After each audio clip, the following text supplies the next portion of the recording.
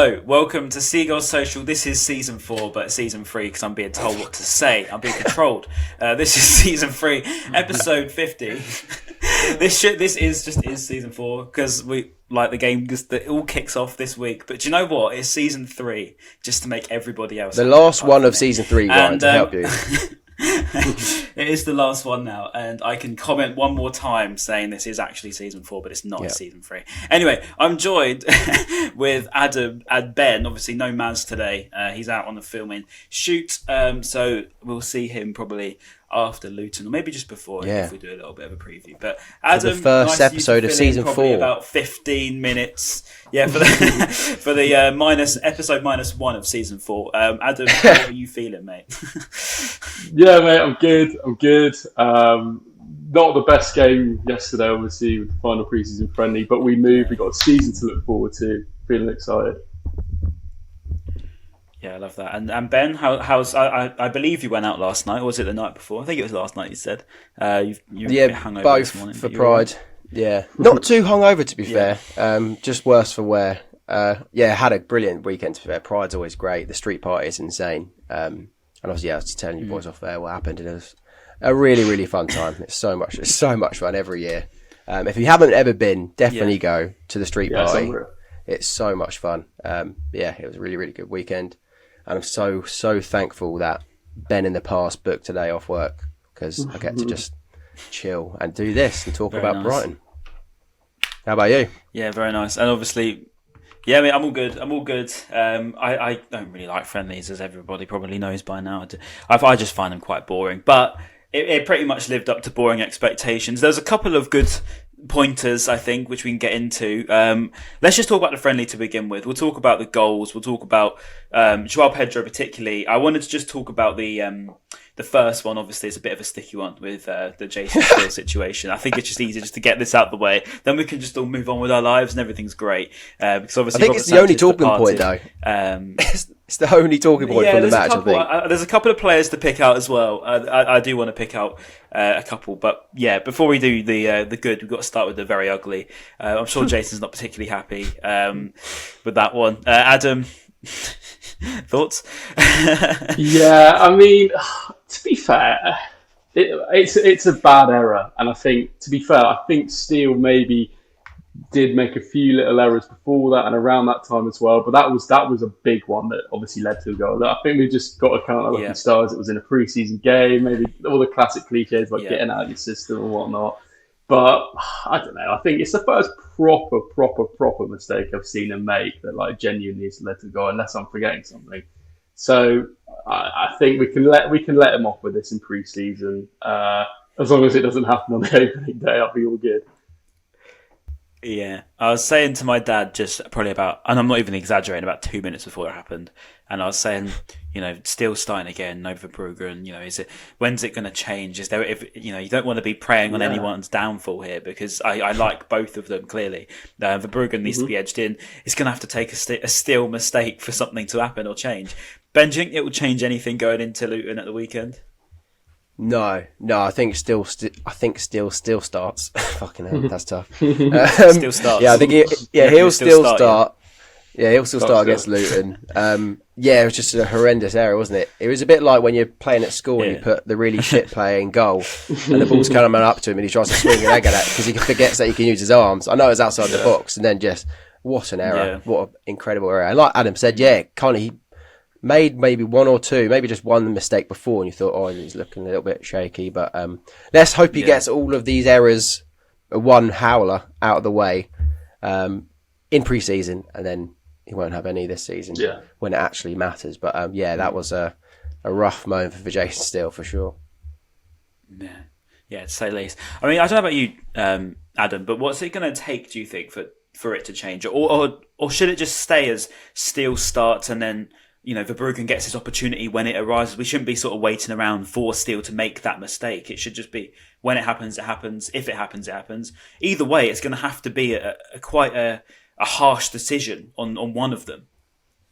100%. I agree. I sort of agree with that. I mean, if it were me, I prefer the idea of going to a season knowing exactly who your number one is. Now, maybe De Zerbi knows who his number one is. It's no question for him, but I think for us fans, maybe there's a little bit of debate because, he's kind of been spreading the minutes across both of them. Obviously, Verbruggen's come in as essentially maybe a Sanchez replacement in the long term. So I'd have been thinking he's being signed as a number one. He's obviously wearing the number one, but then we're kind of sat here going, well, is Steele going to start? So I kind of would prefer to go into the season knowing who your number one is. I think, like Ben said, I think it's probably looking like Steele will start.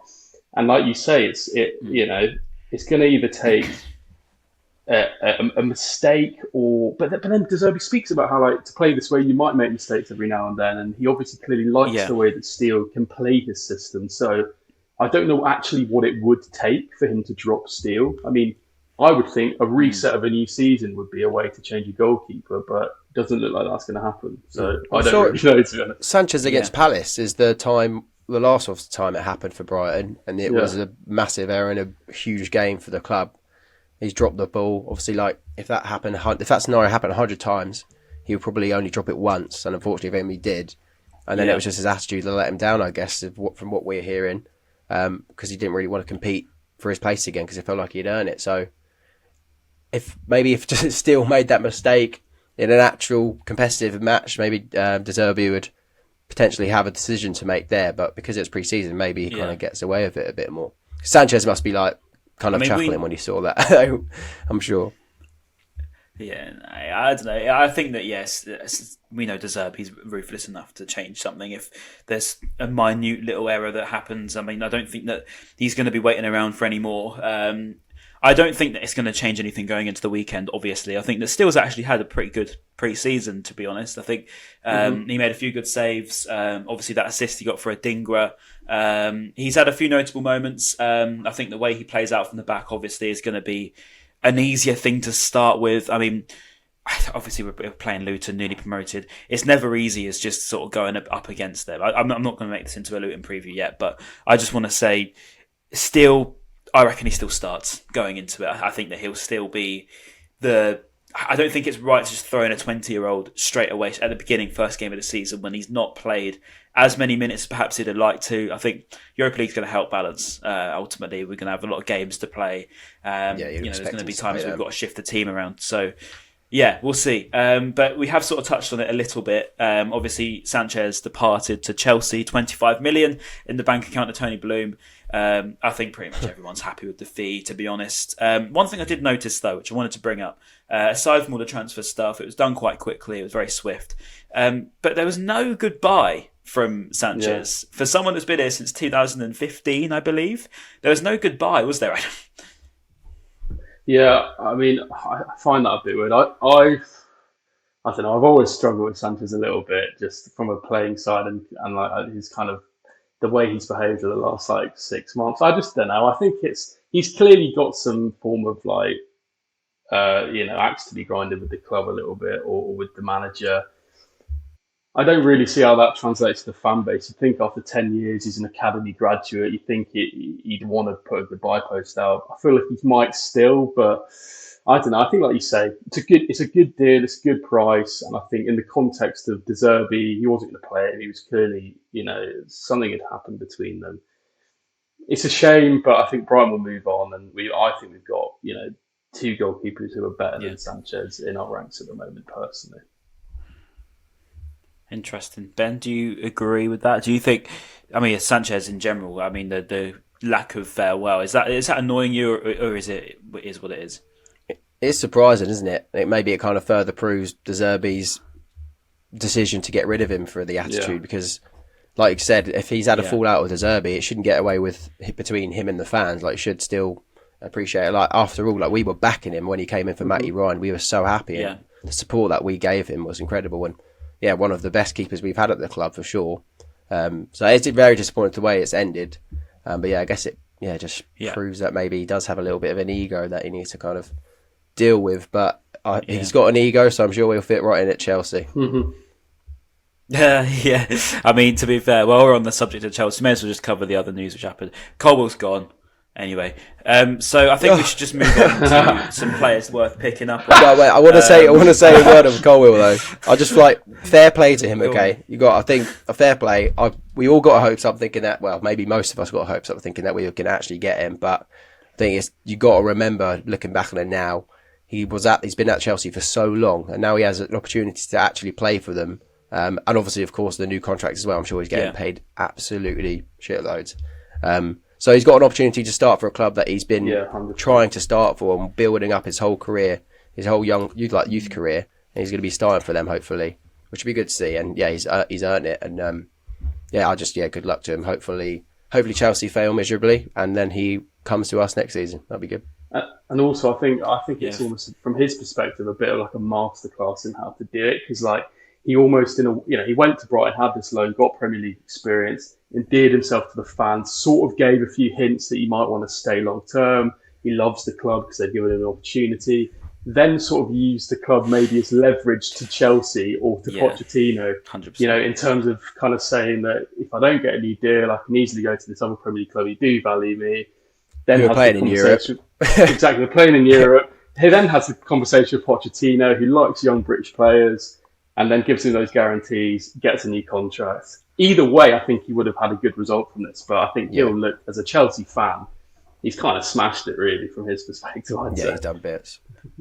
Yeah, and I think De Zerbi I don't think he'll take to the whole thing. Obviously how he didn't shake his hand, and I don't think that De Zerbi's the type of guy that will appreciate someone that would feel potentially used by. But it is what it is. He's moved on. That's a good point, actually. But that is the loan system, I suppose. Yeah.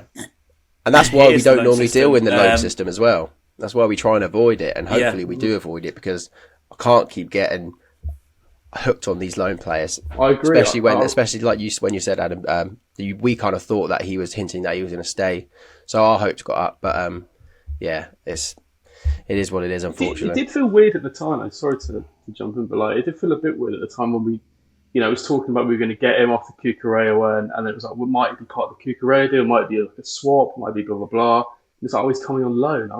I don't know what you guys remember thinking at the time, but I just remember thinking, this is weird. Like, this isn't what Brighton did. Yeah, it's very unlike us, to be fair. I think that the fee we got for Cucurella at the time was way too good there to reject. I think Chelsea have had to suffer the way of keeping Colwill has meant they've had to overspend once and potentially doing it again. I don't want to just go on to Caicedo completely, because I feel like otherwise we're just going to be here for another 20 minutes talking about Colwill, Caicedo. Hence why you say we want to avoid loans. I'm going to avoid any more conversation around Colwill. He's gone, we move on, it is what it is. And I think that yesterday we saw Igor come in. I thought he actually looked quite strong, to be fair. I mean, I saw there was a tweet, I can't remember who tweeted it, said I can confirm that Igor is all muscle. There's no fat on him whatsoever, which is very... I mean, he's huge. He is a big boy. I couldn't believe when I sort of saw him. I don't know about you, Adam, he looks quite strong. He looks quite composed. Are you any concerns over Igor? Do you think we even need another centre-back to cover for Colwill's departure, should I say? I think we definitely needed to bring him in. Like, someone definitely needed to come in if we weren't going to get Colwill. Otherwise, he would have been really light. I still wonder whether we're still a little bit light across like 4 competitions. Maybe I'll be looking at bringing one more centre back in, but it's not essential. I think Igor, he did look. I mean, it's hard to tell him on pre-season friendly. He didn't play the whole game, but like he looked massive. He looked like a unit. You'd think in the Prem, he won't be getting bullied by any centre forwards. He looks as well like quite a technical player from the clips you've all seen of him. He loves like knocking the ball round players and moving into space, and a bit similar to kind of Webster in the way that he likes driving the ball up. But yeah, absolute unit. Him and Dunk, I just think, and I like having left-footed left centre back as well. Absolute weapons at the back. It's going to be great. And imagine Eagle versus Erling Haaland is a battle I'd love to see. Them two going at it. I hope, because obviously last season Haaland completely bodied Adam Webster and embarrassed him early on. Hopefully Eagle can maybe get one back for Adam Webster, just completely take out and crunch Haaland. That'd be great. On the pickouts, I want to just mention that this is the one that really got to me. I saw a bit of Milner at the beginning, backing up Julio. Obviously, Julio goes down. There was a bit of shoving about for a friendly. I was a bit surprised. Obviously, Julio's, I think he's pushed him first, and then all of a sudden, Milner's come steaming in and pushing everybody around.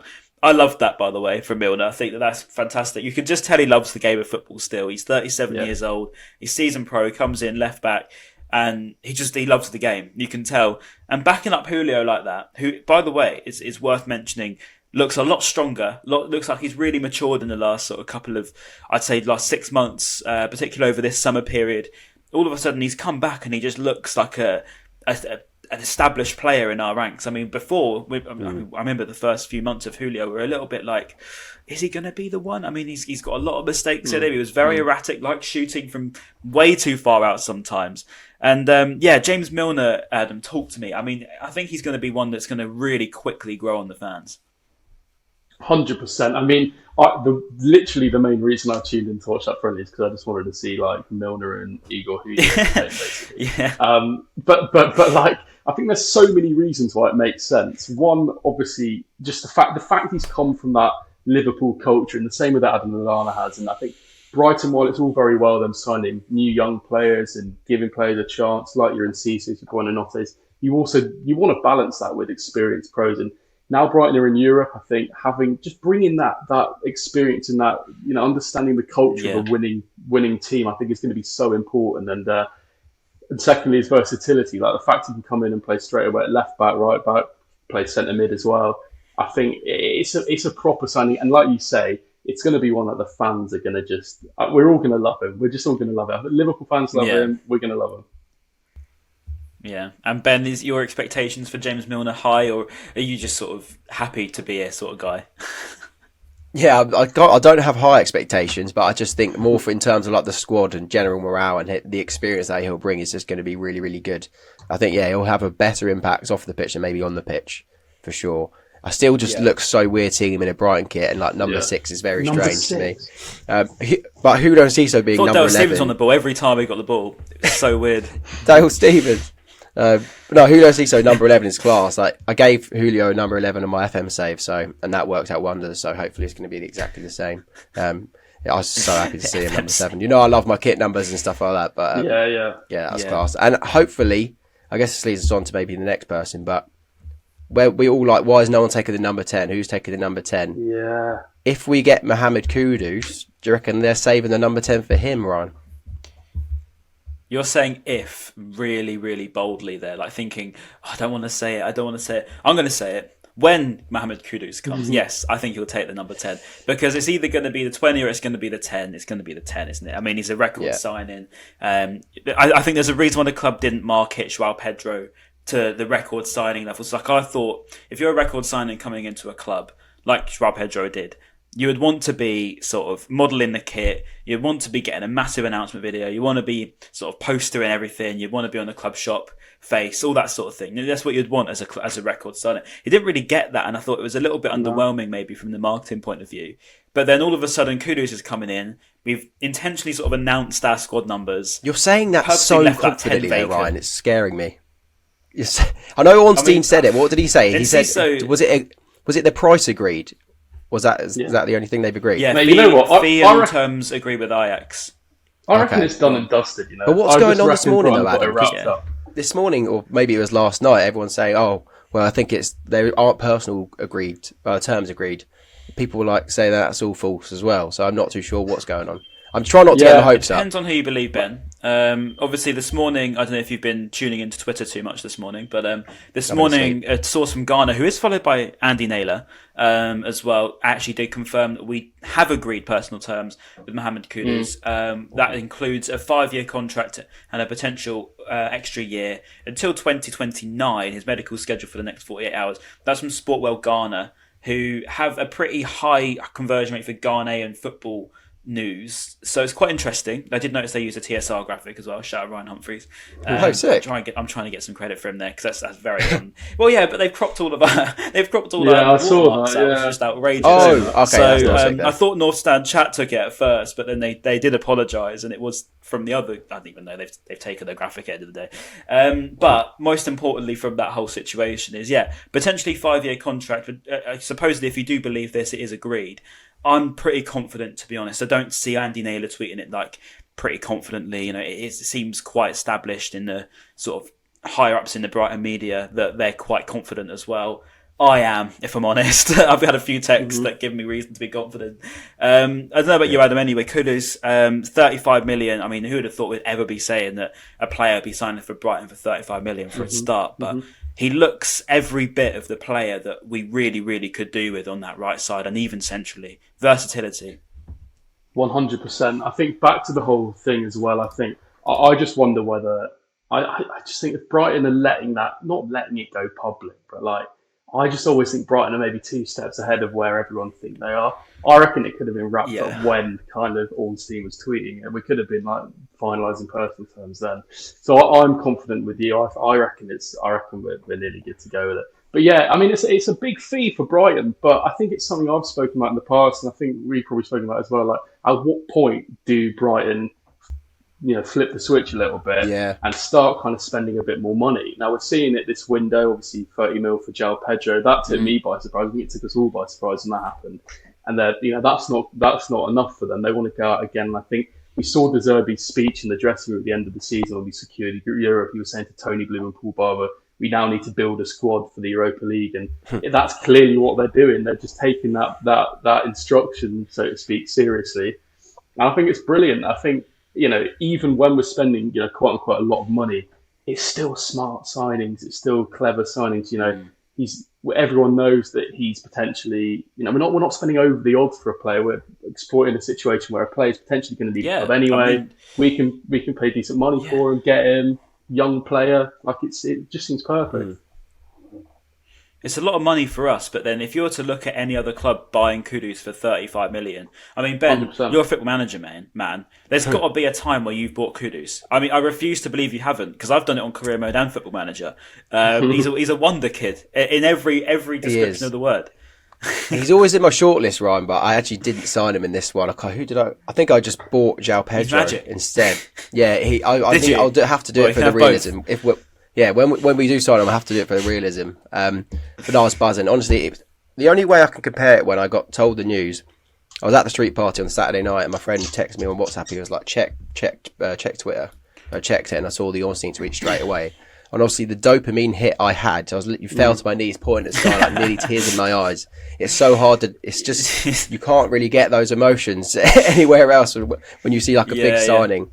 And it's so similar to when we signed, which is going to be a horrendous comparison, but when we signed Craig McHale-Smith and the Sky Sports notification came through, I had to sit down in the street and I was like, oh my God, we are massive. And now it's that moment, but on a whole new level now. Signing Kudus is such a big statement. And yeah, like you said, Adam, it's just so sick to see that we're finally, we're really taking this seriously now. I'm trying to be a big club and being a top half club or top 6 club now. And yeah, we look so set for Europe. I think, had we got Colwill, this would have been the best transfer window the club's ever had. I still think it is. I can't remember another window where we've signed so many ballers. If we get another centre back, I'd so be exciting on that level, because I think. If you were to get just another centre back, even if he's not to come in and start, because obviously we do have Igor. If we were to get someone of a similar sort of mould as Colwill, I'm very, very happy, because at the end of the day, Colwill, I'm not asking for a sort of generational talent, because I think Colwill is pretty much one of them in terms of centre backs. But to be able to get a player of his potential, or at least his profile, would be so valuable for us, because especially with how De Zerbi plays, the amount of games we've got to play, there's going to be opportunities for youngsters to be able to step up. We might even have one in our ranks that's gone over under the radar potentially. But on the Kudus situation, I do agree with Adam, just going back on your point over the fact it's so well documented, the fact it's everywhere. Brighton aren't very much like that. I mean, the only time you really see a big exclusive breaking news come out is when something's pretty much there, because I can't imagine that we'll just be shooting ourselves in the foot waiting for somebody, because we're once bitten here, putting something out, and then all of a sudden the big clubs come in and snatch them and they're on their way to Norwich. I think it's a little bit different these days, and they're not going to be on their way to Norwich, and there's no turning around on the motorways. Also Alex Pritchard, but how's that going for you, mate? All the way down in losing to Ipswich today as well. Embarrassing. You bring up Pritchard funny. Maybe once every couple of months. I love how big you are still about this Pritchard. I still don't like him just from back there. He's probably a really nice guy. But no, we've got grudges with Chelsea, and you're still talking about about Pritchard. I love that. So everybody Still go for Norwich. Sorry, on Norwich though, Ryan. It has to be done. Did anyone? I'm guessing you guys saw Shane Duffy absolutely class Aaron Connolly. Well, that was unbelievable. Mate, did you see he quoted my tweet? Both of them did. Did they? I put a tweet on about Shane, and then Shane Duffy quoted it, saying about how he didn't mean any malice in it. It was like, no harm intended. I'll take the yellow for it. Still love the kid. And then Aaron Connolly retweeted it. Just a gif, I think, of him in a hospital bed, or like someone in a hospital bed, like bandaged up. So no, it's very funny. It's good to see that they saw the light on that as well. And if so I know they were mates. Then we should they were mates, weren't they? I think they you'd always see videos of the training ground, like messing around. And stuff. I did, obviously on Connolly's departure, I did walk past you last night and it was all boarded up. It's out of business now. It's all finished. There's no more I heard actually what happens when he leaves Brighton. All the nightclubs on the seafront are done. Like, apparently they are pretty much finished. And it's really sad to see, actually. All thanks to you, Aaron. No, it's nice to see his... Speaking of farewell messages, his was nice. I'm so glad that we've left on good terms with him in terms of the club and him. And wish him all the best. It'll be so nice to see him do well at Hull under Rossini as well. That'll be so best of luck to him. We've given him some stick, haven't we? In this podcast. I think everyone has to be fair. He sort of asked for it, and I think he'll probably admit it now. He's a bit older and maturer. He's done some crazy things over the years, but no, so it's a good point, well raised, I think, with the whole situation of farewell message. It sounds pretty petty, doesn't it? But I think, Adam, you're going to touch on it as well. But it sounds a bit petty. But you just want that respect when you leave. It's not too much to ask for a fan base that's paid their money, watched you, supported you, even when you've not been very good. We've still backed you. 100%, and all it takes is a few paragraphs on the old Instagram. It's not much, is it really? Like Colwill did it. No. Started two Brighton and Hove Albion fans. It's just, you love it, don't you? And I think even with Connolly, I think fair play to him because, maybe fell out with Graham Potter, and that was why he went out on loan, blah blah blah. But also, he did take a lot of stick from the fans as well. It would have been very easy for him to just be like, "Nah, screw this, I'm out of it." I think fair play for fronting up and just saying sending out a really nice message and. I'm holding out hope for Sanchez saying something because I don't know, he must be grateful for the club, but it just seems all really weird. If anything changes now, it'd be an agent thing. I can't see him doing it off his own merit now. Because just ask ChatGPT to straight write away. Write me a farewell message to Brighton Hove Albion fans. But the good thing about Sanchez is it gives us more money. It gives us money from Chelsea to then buy another Chelsea target because they actually tried to get Kudus as well, didn't they? Recently, that's all they had agreed personal terms. I reckon they're trying to. Mate, I reckon they were trying to do a little fake pump on us there. I reckon they wanted us to pay over the odds, but knew that was never going to happen. I reckon they tried to try and get Brighton paying too much money. I mean, this whole thing over Brighton need to sell to be able to afford Kudus is ridiculous. I don't know where people are getting this from. I mean, they literally crazy. given us 109 million in the last couple of years. 109 million since last summer. They gave us 25 million the other day. So they're saying, where's the Kudus money coming from? You paid for 3/4 of it when you bought Sanchez, our third choice keeper. It's ridiculous. But anyway, sorry, I don't want to keep getting into fights with Chelsea fans. It's gone a bit boring now. But just to wrap up the Kudus thing, João Pedro, who I want to link onto in a minute, but João Pedro did actually retweet a post from Goal. I don't know if you guys saw it, saying Brighton are here to excite, with a photo of himself, a photo of Julio, a photo of Mitoma, and a photo of Mohamed Kudus. And he still hasn't unretweeted, by the way. So I'm just saying, that's should be all right because the players are following him as well, aren't they? From doing that.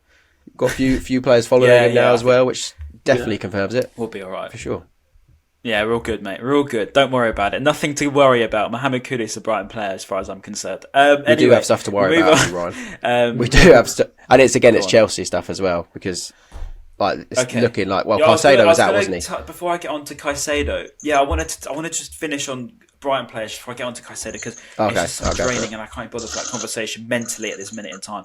I wanted to talk to you about João Pedro just because the way that he stuck up to that penalty was very good. It was very reassuring to me. He said that he wants to be the new Brighton penalty taker with Alexis gone, but he didn't even think twice. The boy's 21. He's come in and he just gets the ball, walks up to the spot, stands there confidently while everyone else is sort of going back and talking to the referee and all this. He's just there, cold as ice, waiting.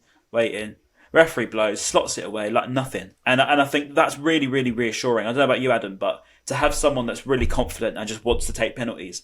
Brighton historically, penalties have been awful, so it's good to have someone that confident for it. Yeah, 100%. Well, it's ironic because when I think it was Trossard yesterday taking a penalty for Arsenal, and I was just watching and thinking like, what's going to happen here? Because Trossard, Brighton. I'm surprised he scored. To be fair to him. Exactly. Well, I think on Pedro, for me, he's probably been the player of pre-season. I think he's just been so impressive. He's come in for me, and I've said it before, but I think he just does look the real deal. I spoke to a Watford fan a couple of months ago when we signed him, and he was just he could not stress more to me how much he thinks he's just completely, the real deal and is going straight to the top. I think, like you say, to have that like almost maturity at the age of 21 to have the confidence to take penalties. Okay, yeah, it's pre-season, but to be that guy, to bear the weight of the number 9 shirt, all of that, I think for Brian as well, he looks like an interesting new kind of forward. He's got that physical presence, but he's also really mobile. He can run directly with the ball. He can have his back to goal. He can seem to do lots of different things. Quick off the turn as well. And he's quick off the turn. Exactly. It's very surprising. He can do lots of different things. So yeah, I think it's a great sign. I think it's something that Brighton need up front. Yeah, it's nice to see another confident. It's nice to see another confident penalty taker for Brighton because Alexis was decent as well. Yeah, we have, like you said, Ryan, we have had some pretty woeful history with penalties. It's just nice to see how confident he is at such a young age. It's incredible. But yeah, I agree with you, Adam, as well. He's definitely been the player of the pre-season. And I just look forward to seeing him play week in, week out. I look forward to seeing Brighton play week in, week out now because the amount of players and exciting players we have on the pitch is so good. Agree. And I can't wait to this Luton preview because I feel like it's been such an age and it's really just bubbling in my head to talk about the new Premier League season. But before we do have to sort of talk about Caicedo again, don't we? It's really boring. It's really boring. I don't like doing this. And to be honest with you, if you're a fan watching this and you skip here, I also don't blame you because it just is boring. We're going to just say what everybody knows anyway, and that as far as we're concerned, as far as anyone in Brighton's concerned, no one's reached the fee that we want for him. No one's reached the valuation. By the way, no one actually knows if it's 100 million. This is what really gets to me. No one knows if it's 100 million. It's just going off what Paper Talk is saying. It could be more than that. We don't know that. So I think that's the first sort of comical bit. Secondly, I think obviously Caicedo wants to leave again. I think this is just going to be, we're going to see a lot of it this week. I wouldn't be surprised if we see another statement as well come on the Instagram or something, because I can see why Moyes was left out of that squad, because it seems like he's quite an emotional character. We saw it back in January. It clearly affected him quite a bit and he needed to have that couple of days out. That I think he missed one of the games and came back for the next one off the bench. So I don't think that Moyes is to blame in this whole situation. I do thoroughly believe it's his agents, because he just seems like the complete opposite of what the media portray him as a boy, as a player off the pitch. He just seems like such a bubbly little boy, if you know what I mean. And then you see him out on the internet, and all of a sudden people are making him out like he wants to leave. He's against Brighton. He wants to go to a big club. I don't know about you, Ben, but the Caicedo stuff is not only boring, but it just seems a little bit too over-exaggerated as well. Yes, and it's frustrating for the fans. Like, there's one journalist in particular for British shows constantly tweeting about it, like we've said before. But it's like a few days ago, we thought, Caicedo was saying he's going to stay, or there was stuff coming out that he was going to stay. So I was really confident. Thought, that's unbelievable. That's huge. The fact he's staying. And then what was it, last night or this morning? We're seeing all this stuff that obviously he was left out. Then it was reported that it's because he had like a little injury, that they didn't want to risk it at all. But which is obviously what they sometimes say if a player just doesn't want to play. I really don't know where he stands, honestly, because like you said, we know him as just like the guy that just likes playing football. But like you said, Ryan, the media portray him as a completely different way. I don't know where we stand with him, because it's just the story is just constantly changing. But I'll be honest, it's not a good sign, the fact that he didn't play yesterday. I don't believe the fact that he's got just like a little niggle at all. So that is worrying, especially coming up so soon to the deadline as well. You wish this just was sorted months ago. I think it was Pedro, but now it's Pedro bloody in April, at the end of April. And so now we're here near the deadline. Caicedo's still here, looking like he's going to go. Will we have time to find a really, really good replacement? Because that's what De Zerbi seems to have stressed, hasn't he, in his interview, just saying if he does leave, we need to find a player that's just as important to the team. which could be exciting. The fact that we'll sign another big player, but I'd rather just keep Colwill for another season. First season in Europe, it'll be great. Caicedo. But yeah, I hear you. And Adam, wait, who did I say? You said Cole. That was quite funny. I'm just still thinking about him, mate. I was only calling you out before all the Chelsea fans did. So if anything, I'm saving you. But yeah, Adam, I don't know about you, Caicedo. I don't want to just ask you the same questions that everybody's probably asked you over the last 6 months. But I'll ask you this: do you think that, in terms of the leaving him out and the whole, we did the same thing in Arsenal, and we did the whole thing of leaving him out and actually leaving him out because he needed to rest and get away from the media. Yeah. What do you believe? Do you believe it's to rest him and to get away from the media, or do you think it's a case of, something has been agreed? Obviously, there's a report in Ecuador that said that they've reached the valuation, but then they said it was only 93 million, which a lot of people would say, and that's not the valuation anyway. I don't know. It depends on where you want to look, but what's your sort of standpoint on what it means? Don't really know. I think the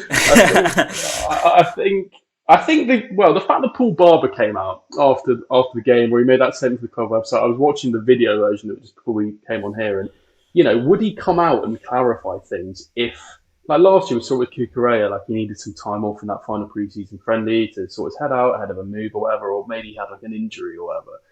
But it's like, I do actually maybe wonder whether he kind of actually was injured, or maybe, I think if a fee was agreed, I think we'd know. I think it would be way more public knowledge than some kind of like second-rate sources. I think you'd have your Ornsteins or your Fabrizios reporting that by now.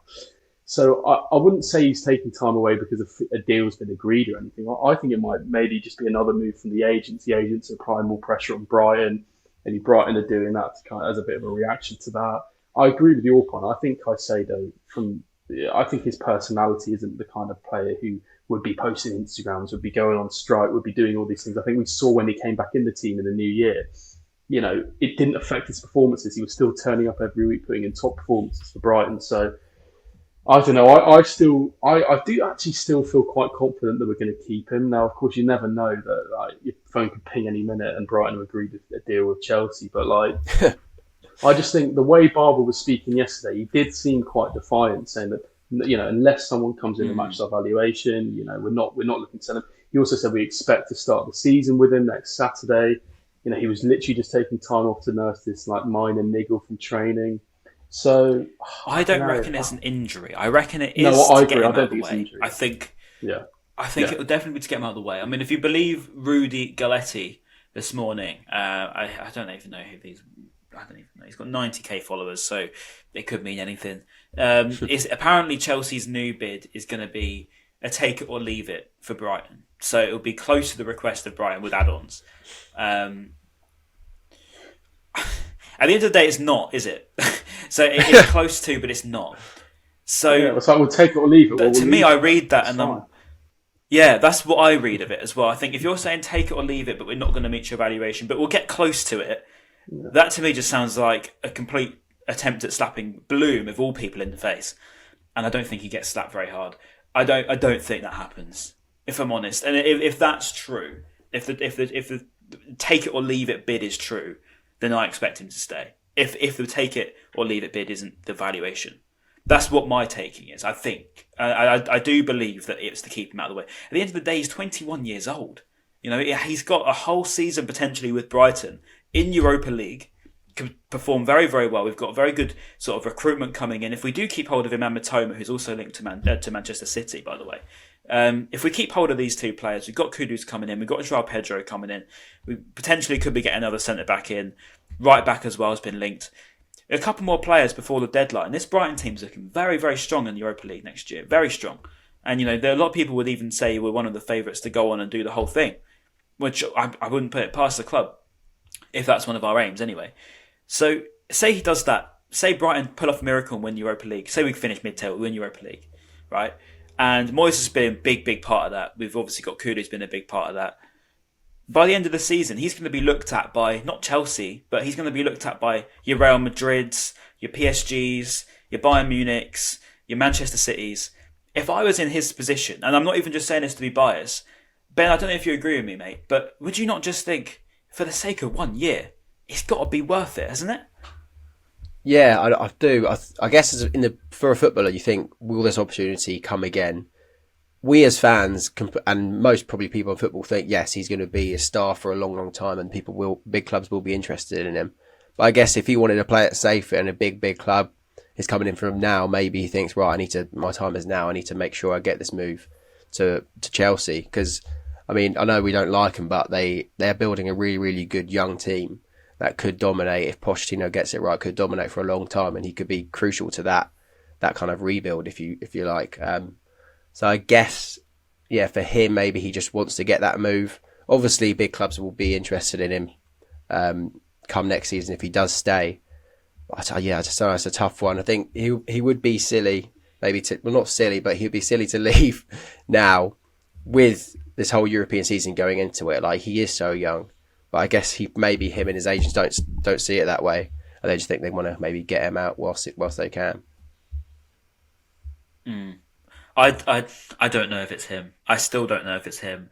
There's so much that doesn't add up to me, and that's what always gets me. I'm just thinking, there's so many conflicting stories that it means that no one actually has a clue.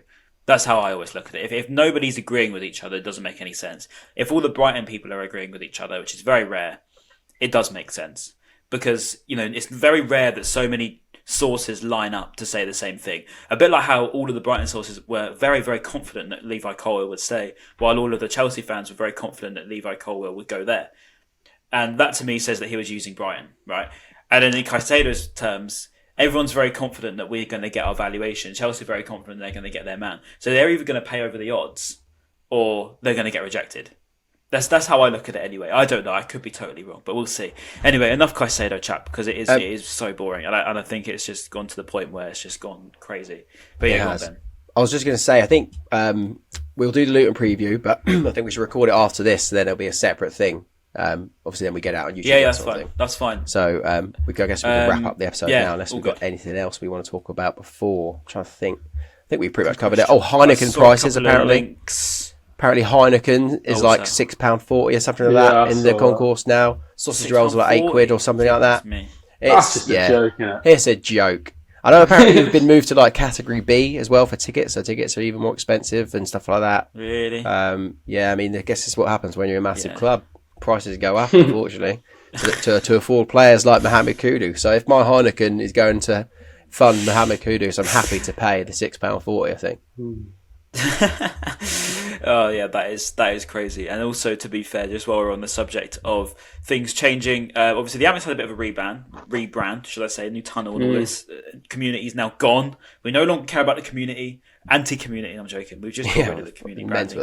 So it's just American Express Stadium. So I think there's a lot more blue around, which looks quite cool, I suppose.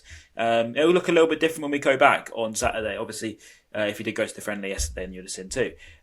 Finally, a little roundup is Jensen Weir, obviously played a couple of games for us in the pre-season, is being looked at by Derby, Reading, Portsmouth, according to Darren O'Wickoop. Whether he might go there on loan, looks like a loan. Yeah, I think it is. So on loan, I think he played a couple of times fullback, didn't he? Clearly one that could be quite a good potential if he can get it right, but we'll see. So yeah, good luck to Jensen. And that's about it, really, as far as I'm concerned. That is pretty much Brighton and Hove Albion in a 45-minute nutshell. But yeah, thank you all for listening. It's nice to nearly be back, because we'll be back properly, obviously, for Luton. But yeah, we'll see you very soon. Thank you, Adam, for joining us. It's been absolute king. Last minute. Pleasure as always. Appreciate coming on. So if for everyone listening and watching, Adam had probably like half an hour, 15-minute warning. It was like, Adam, are you free? Because we need to film. To be fair. Organisation is on point at Seagulls Social as per usual. But yeah, Adam, as always, comes in clutch every single time. So yeah, thanks again for coming on, mate. Yeah, I loved it, boys. Loved it. Adam loves it, and we love it. So we'll see you very, very soon. And thank you very much for joining us. Make sure you subscribe to us on YouTube. Comments below. Comments below. Adam, you're the guest. Please tell us a comment below. Always hope.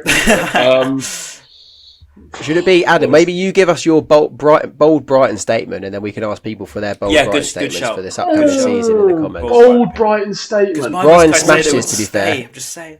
Yeah. When it looked like he was going to stay. I think for the season, yeah? Yeah.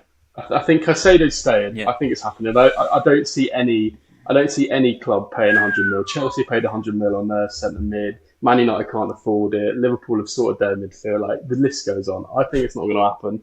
And I also think Brighton are going to get to the Europa League final, and then we'll see what happens. I love that.